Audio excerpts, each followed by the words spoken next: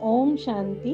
6 जून 2025 की मुरली से मुख्य पॉइंट परमात्मा सुनाते हैं। आज बाबा ने गोल्डन स्पून के बारे में बताया। 2 प्रकार से प्राप्त होते हैं। एक होता है भक्ति में दान पुण्य करने से, दूसरा ज्ञान में पढ़ाई से। भक्ति में दान पुण्य करते हो तो राजा या साहूकार के पास जन्म मिलता है, यानी पैसे वाले घराने में जन्म होता है। लेकिन बाबा कहते वो तो हद का हुआ।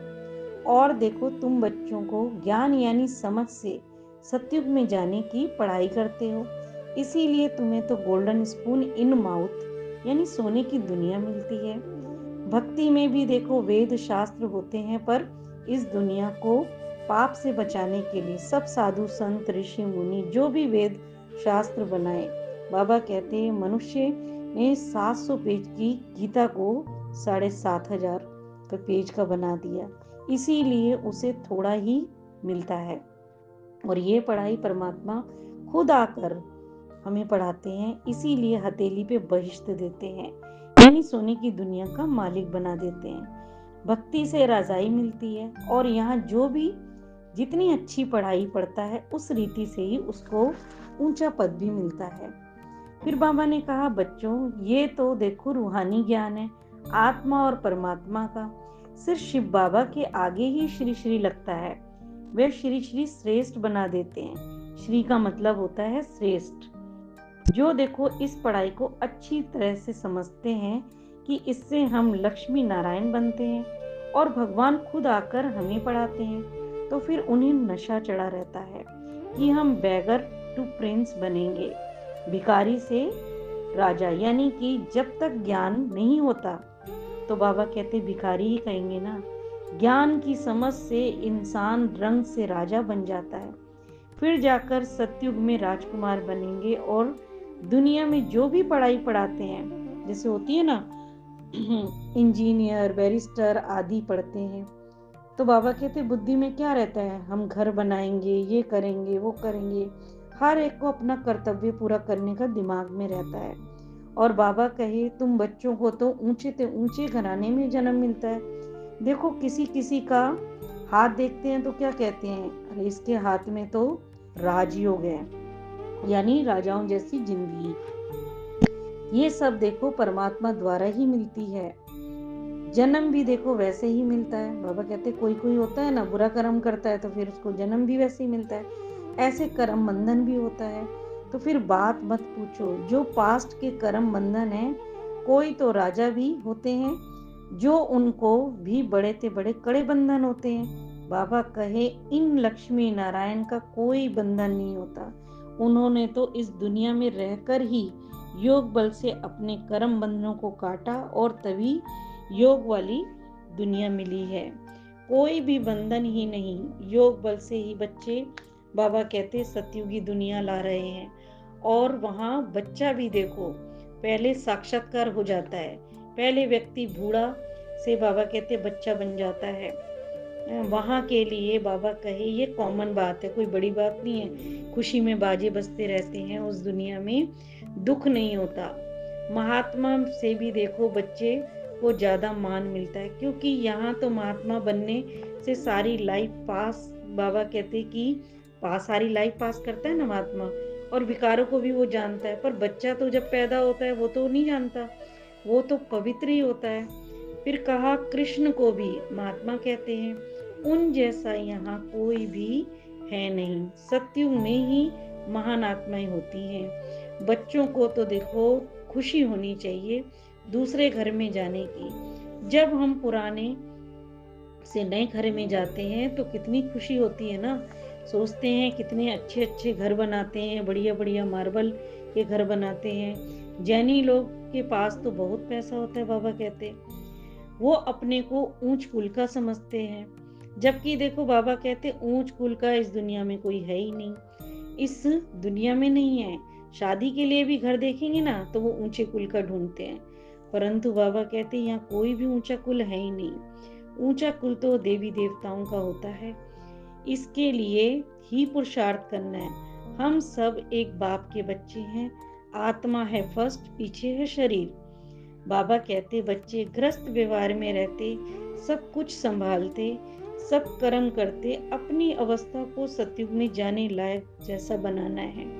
ये तो एक पढ़ाई है। बाबा कहते हैं कि तुम ब्राह्मण कैसे बनते हो ये तुम ही जानते हो और कोई ना जाने। शिव बाबा कहते ये तो ज्वारी था, ब्रह्मा बाबा के लिए कहा ये तो ज्वारी था, हीरे ज्वारत की दुकान थी ब्रह्मा बाबा की। इसको क्या पता कि इतने ब्राह्मणियां कैसे पैदा होंगे। एक एक बात में समझाना पड़ता है। ये बहुत गुहे राज है, गुहे बातें हैं। ये ब्रह्मा व्यक्त हुआ मतलब यहाँ से शरीर छूट गया, पवित्र बना, अव्यक्त हो गया। बाबा कहते ये भी देखो इंडिपेंडेंट पवित्र बना। और तुम भी, बाबा कहते इसी के लिए तो पुरुषार्थ करना है, तुम भी करते हो। ये बातें वही समझेंगे जिसने पहले भी समझा होगा, क्योंकि सब रिपीट हो रहा है। फिर कहा यहाँ देखो मुसलमान, पारसी, सब धर्म की आत्माएं इस ज्ञान में आ रही हैं। मुसलमान तो खुद ज्ञान हिंदुओं को दे रहे हैं। कितनी वंडर बात है ना। समझो कोई सिख धर्म का है, वह भी बैठकर राजयोग मेडिटेशन सिखाता है। जो देखो कन्वर्ट हुए वही तो देवता कुल में आएंगे। सब धर्म की आत्माओं की बाबा कहते इस समय छटनी हो रही है। लाखों वर्ष लोग कह देते हैं कलयुग के लिए। बाप बैठ समझाते हैं बच्चे तुम कल देवता थे और अभी देखो देवता बनने के लिए अपने यानी शिव बाबा से वर्षा ले रहे हो। बादशाही में सतयुगी बाबा कहते हैं मैं जाने के लिए कर रहे हो। बच्चे इस पढ़ाई को पढ़ने के लिए कोई भी कुर्सी टेबल की जरूरत नहीं है। ये तो देखो अपने पुरुषार्थ को बढ़ाने के लिए बाबा लिखवाते हैं। इस पढ़ाई को बुद्धि से समझना है। फिर बाबा इस मुरली द्वारा कहते हैं कि काम विकार यही देखो आदि मध्य अंत का दुख का कारण बना है। उस भूत के वश मत जाओ, पवित्र बनो। जब दुखी होते हो तो फिर मुझे पतित पावन को ही बुलाते हो। मैं तो किसी को दुख देता नहीं हूँ। तभी तो देखो दुख के समय ऊपर ही नजर जाती है ना। इसीलिए इस पढ़ाई पर अटेंशन देना है। फिर कहा कि ये तो तुम ही जानते हो कि क्या से क्या बन रहे हो। अभी परमात्मा से तुम बड़ी ताकत मिलती है राज्य करने की, जो कोई भी जीत पा ना सके वो तुम पाते हो और कितने सुखी बन जाते हो। ये भगवानुवाच है ना। मैं तुमको राजयोग सिखाता हूँ, यानी राजाओं का राजा बनाता हूँ।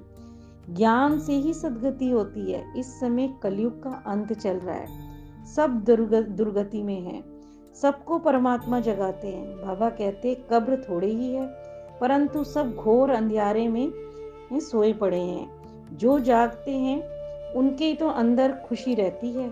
सोचते हैं हम तो शिव बाबा के बच्चे हैं, कोई किस्म की उनको फिक्र नहीं रहती है, रोने का काम ही नहीं है। और बच्चे दुनिया तो है ही रोने की, ये वाली दुनिया के लिए बाबा ने कहा ये दुनिया तो है ही रोने की, तुम्हें तो विश्व की बादशाही मिलती है। इस मृत्यु लोक में जैसे भंबोर को आग लगेगी, हाहाकार के बाद ही बाबा कहते जय जयकार होगी। झाड़ यानी एक पेड़ के माध्यम से समझाते हैं।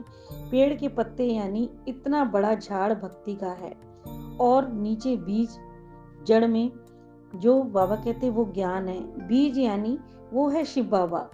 बीज में बाबा कहते बीज देखो कितना छोटा होता है। अब बाबा कहते बच्चों को याद की तो मेहनत करवाता हूँ, वही करनी है। वरदान में बाबा ने कहा परमात्मा कहते हैं मनन शक्ति ही दिव्य बुद्धि की खुराक होती है। जैसे देखो भक्ति का कितना सिमरन के अभ्यासी होते हैं लोग, है ना। ऐसे ही ज्ञान भी यादगार की शक्ति है।